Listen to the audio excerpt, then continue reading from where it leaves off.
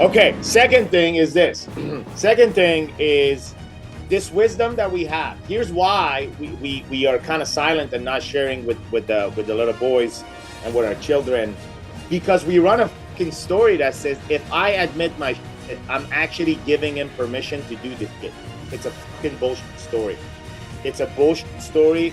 It's a story fabricated by the enemy that prevents you to share with your son.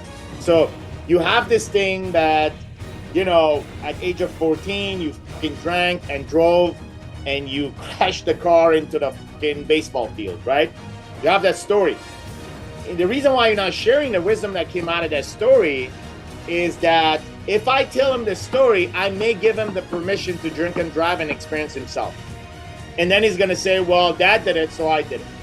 So because of that, I'm not going to share my wisdom. That is nonsense, and that is... We run this little script in every... Now, I give you a cool story, right? What if it was a nasty story that had to do with sex, and that had to do with jerking off, or I had to do with, being violent, and something they could have never imagined Dad would have done, right?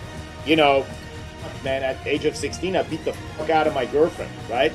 Or at, 17, I almost raped this girl, right? Or I did it halfway. She didn't want it, I did it anyway. All the shit that we've done. Or even more fucked up, hey, at 18, like, man, we aborted a girl, right? Or a boy, or whatever, like a kid. We don't talk about that simply because we think we're going to create a checklist of permission to them.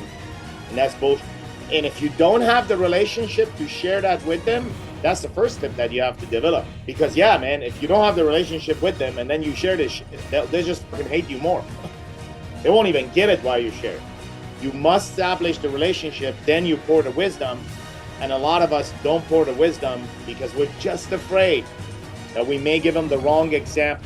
But that's not who you are now. So just remember that. That's a little mind that happens often to me, and I have to battle that.